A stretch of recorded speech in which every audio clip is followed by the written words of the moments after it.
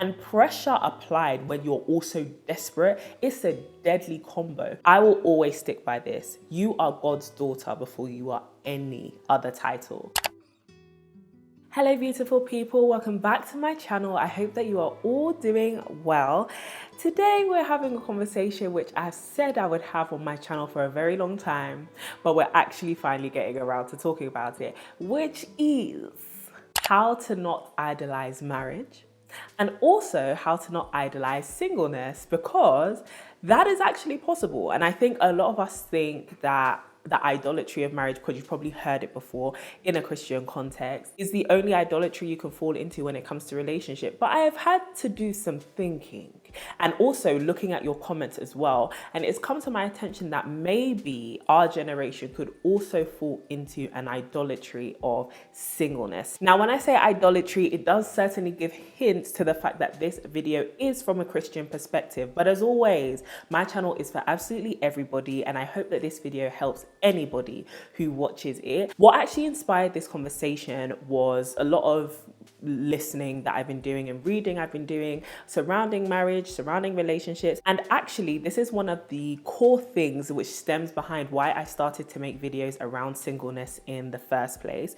Because I feel as though for a lot of Christian women, one of our greatest desires is to be married, and that is not a bad thing. But I think it becomes a bad thing once we start to idolize marriage. So what do I mean when I talk about idolatry? For me, idolatry means when you make something a god, when you make it an idol, something you worship, something which you look to for hope, a savior, a coping mechanism, more than you do to God. It's often something which we believe will help us more than God can, or something which we believe will bring us more fulfillment than God can. And it's important to realize that idols are not just, the traditional things you read about in the Bible, such as, these golden statues or big monuments that were made of kings for people to bow down to. Whilst those are idols, we can also have idols in our own heart. And I think it's important to remind ourselves that marriage can become an idol. As soon as we make a good thing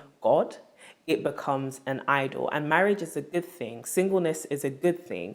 But as soon as you make it an idol in your heart, it is a problem. The idolatry of it is a problem. And so you need to poke at that and constantly be inspecting yourself, your mind, your mindsets surrounding certain things, good things, bad things, when it comes to whether it has become an idol in your own heart. Whenever I think of idols, I think about Exodus 32.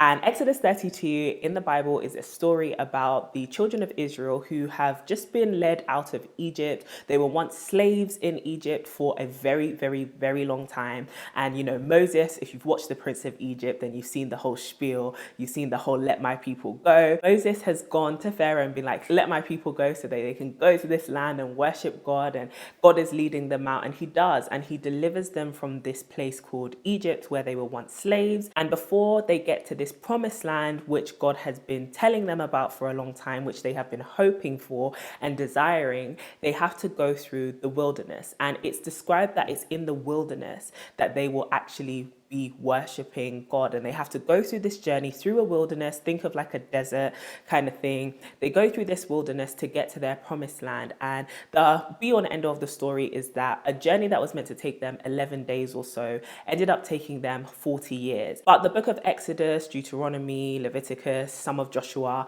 go into talking about these people's journey through this wilderness season. And one of the stories which always stick in my mind is Exodus 32, which talks about how there was a day that Moses, who was their leader, went up to the mountain to go and pray to God. God literally told him, look at those people, look at your friends.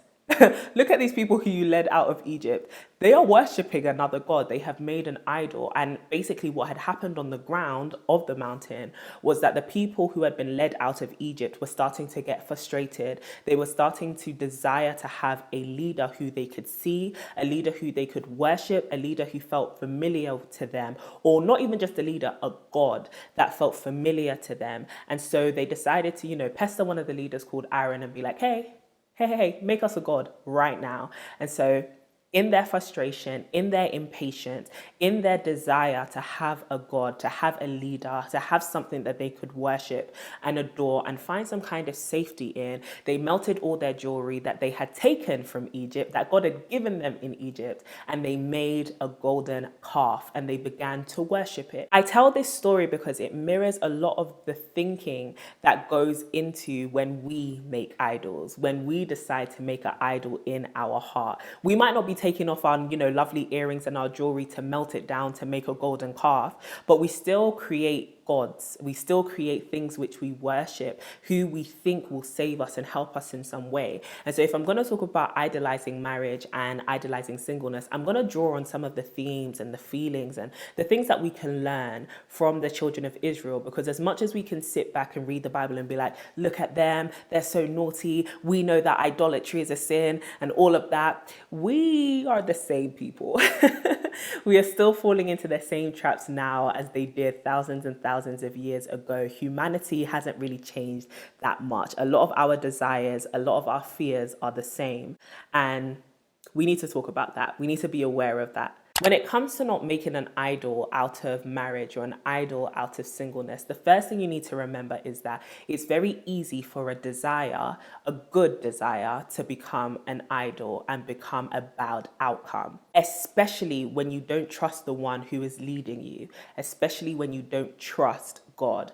What we notice in this story about the children of Israel is they were going on a journey of a lot of unknowns. They were probably extremely scared, extremely traumatized. They've come out of bondage. They've come out of slavery. They've come out of a system which they've always known. They were slaves for hundreds of years. So a lot of them, all they've known is Egypt and slavery in Egypt. And now suddenly something revolutionary has happened. Something unprecedented has happened.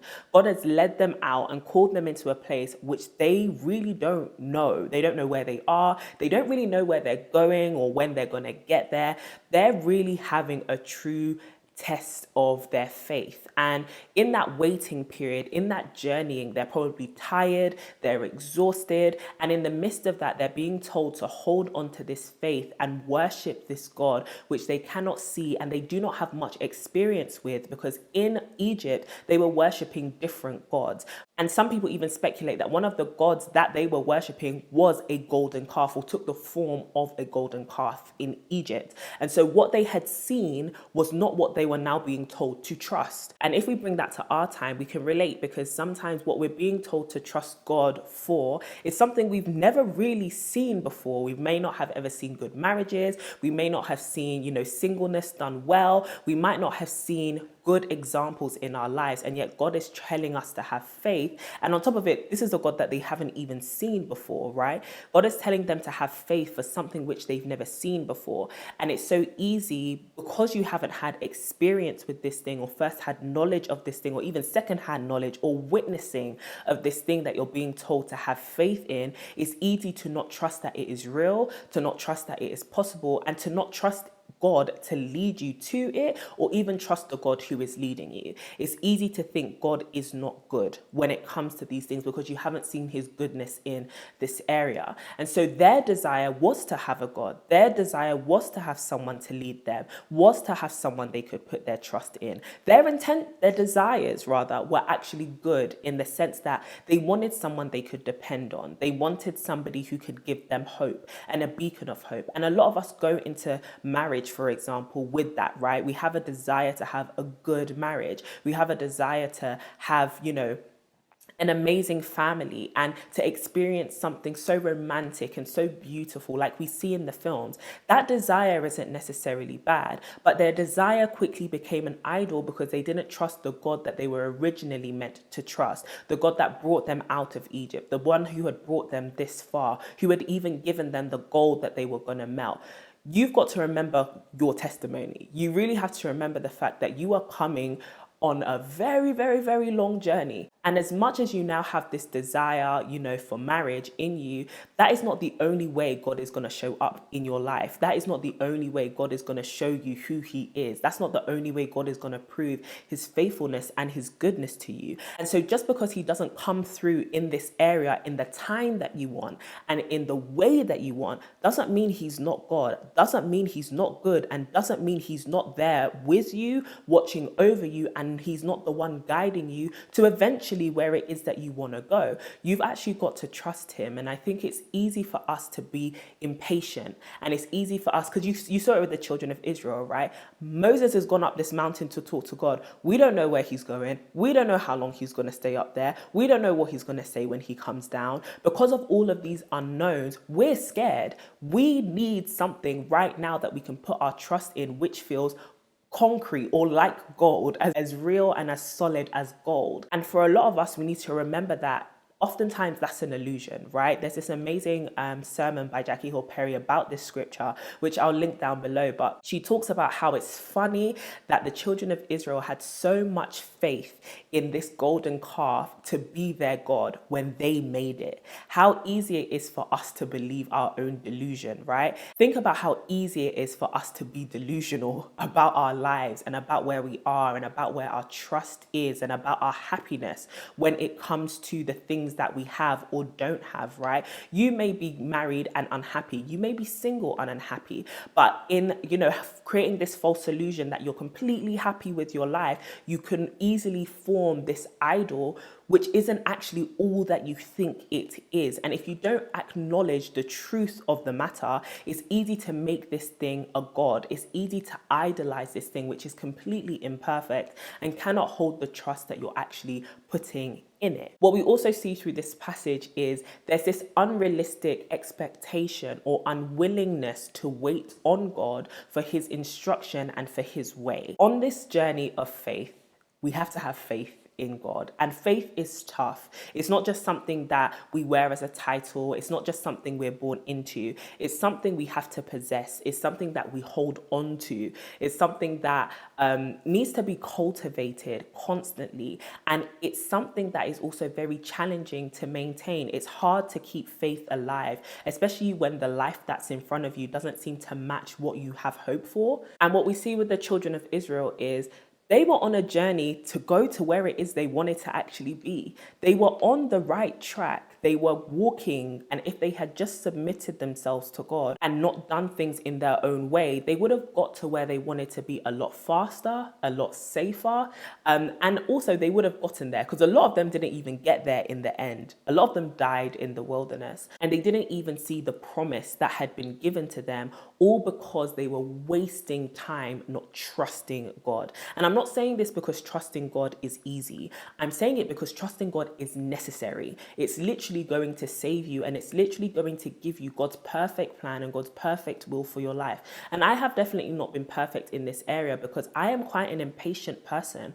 I oftentimes find it hard to just wait on doing things God's way because it feels uncomfortable in the waiting period. It feels as though, damn, I want to do this in the way that makes sense to me, right? And it's something that I'm having to still very much unlearn. I want to do this in the way that makes sense to me. And because it doesn't make sense to me, I'm just going to make this happen in the way that makes sense to me. And then before you realize it, you've taken the long way round when you could have just followed God. And even though it didn't make sense, the supernatural often doesn't make sense. But what this can look like for us, especially if you idolize marriage, is you end up running into marriage prematurely because you haven't waited for God's yes. You haven't waited for God to say, that's the person. And this is not a conversation about God is going to tell you who your spouse is and da, da, da. But in terms of God letting you know you're ready, and I'm the one who's bringing you into this marriage. I'm the one who's going to sustain this marriage and you and your partner and your family.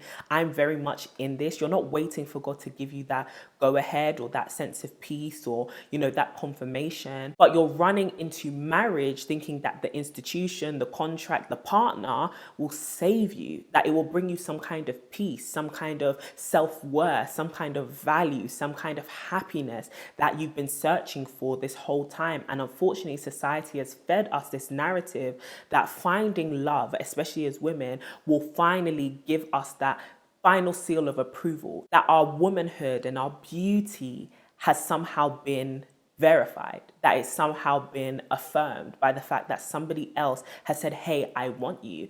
And for a lot of us as Christian women, we have to unlearn that, because the truth of the matter is someone wanted us before the ring came on our finger. Somebody wanted us before we were even in our mother's womb. We were wanted, and you have to individualize it. You have to remind yourself of that constantly, because the marriage isn't the perfect utopian savior which you're imagining. Marriages have struggles, marriages have pros and cons, but at the same time, I think society is also spinning a very dangerous narrative, which is that marriages don't work and that marriages aren't worth the investment. And if you are somebody who is called to be married, if you are somebody who has found themselves in a relationship with someone who you want to build a life with, that is something beautiful. Like, that is, finding the right person is so beautiful. It 10x's your progress. It can make life so much easier.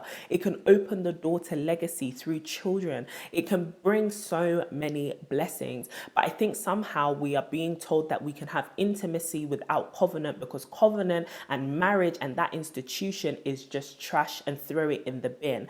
And it's very, very dangerous to believe that lie, that somehow you can find this safe haven in singleness because you're trying to dodge what God is trying to do through marriage in you. Marriage is still a tool that God can use to make you more like Him. Singleness is still a tool that God can use to make you more like Him. But if God is trying to usher you out of one season into the other, don't be resistant to it just because you're afraid. And that's another thing. And that's the last thing, to be fair, when it comes down to idolatry. The children of Israel were scared as heck.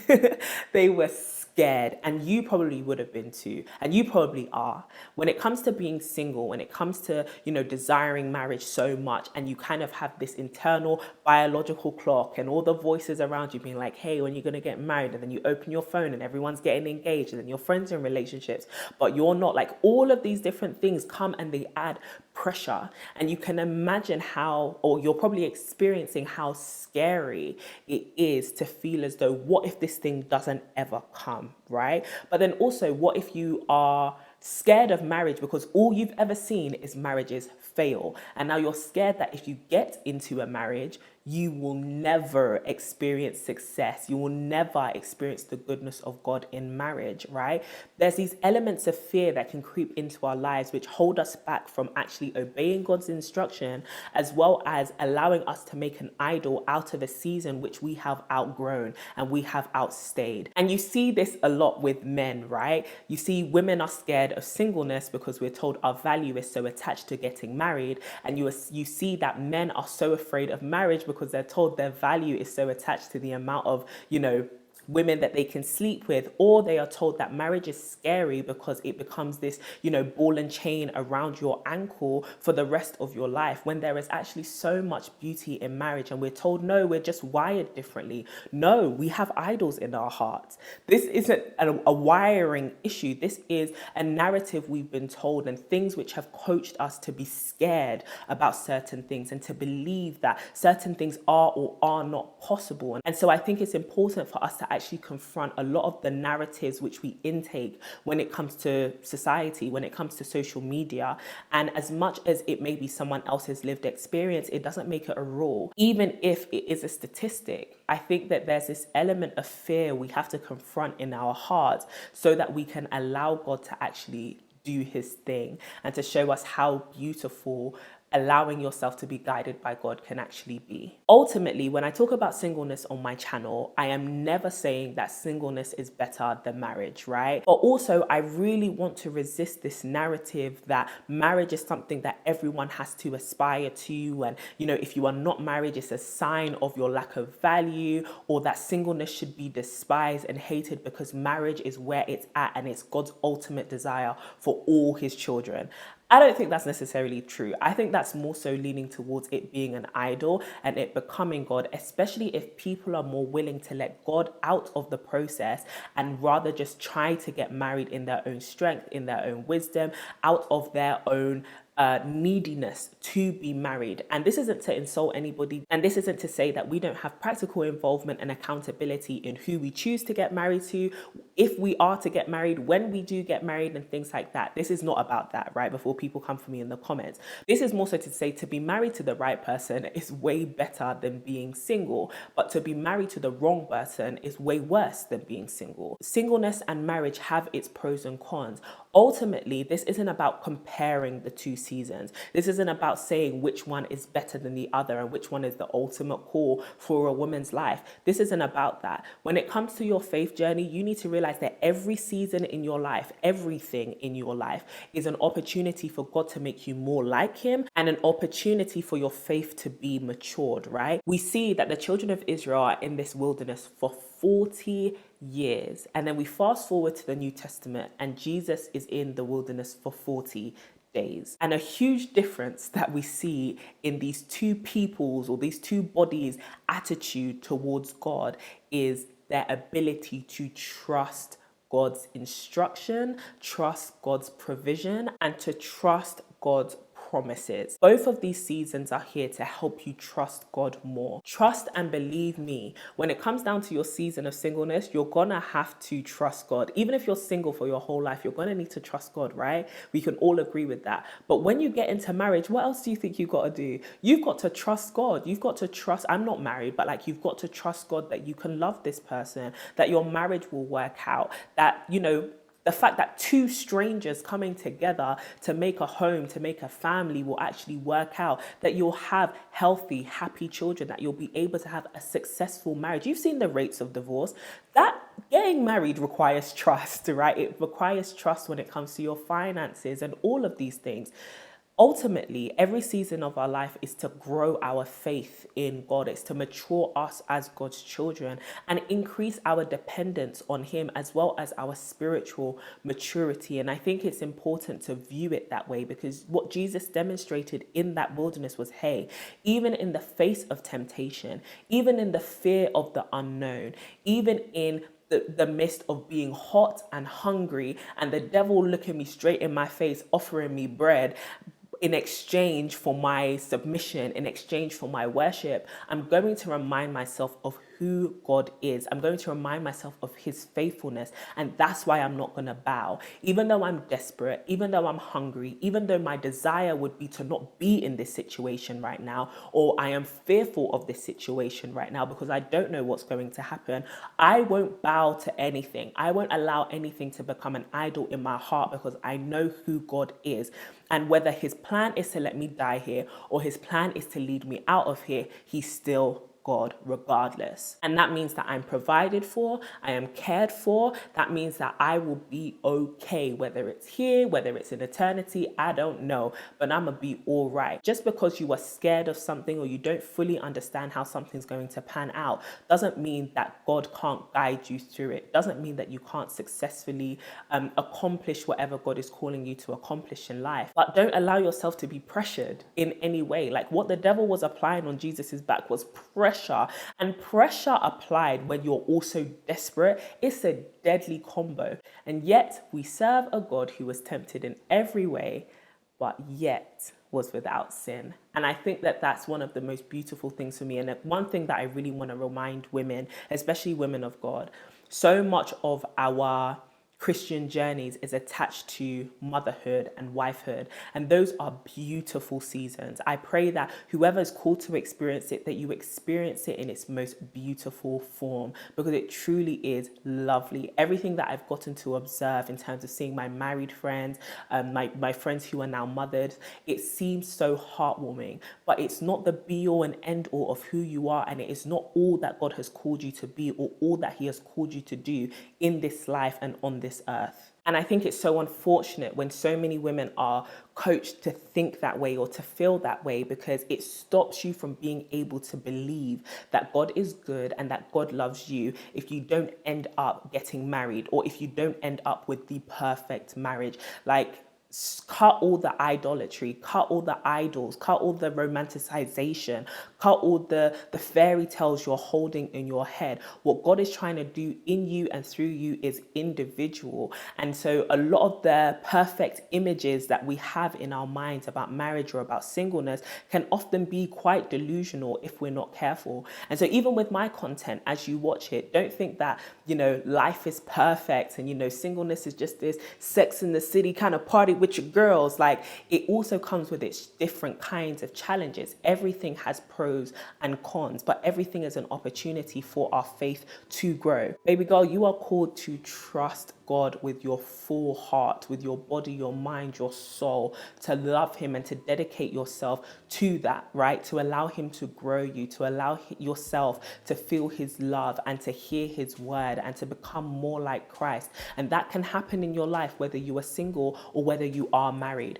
Both of those seasons are beautiful and will make you more and more like Christ, as long as they are done well and as long as you remember who your God is. It's not the season, it's not the ring, it's not the title, it's God. I will always stick by this. You are God's daughter before you are any other title. I hope that this video was helpful. I hope it's the beginning of a good conversation. Drop your thoughts down below in the comments. As always, keep it respectful, keep it loving. Let's talk down there. I really want to hear what you guys have to say and what you think. Please make sure that you are subscribed to my channel, turn on your notifications so that you don't miss more content from me, and I'll talk to you very soon. As always, stay beautiful and stay blessed. Mwah.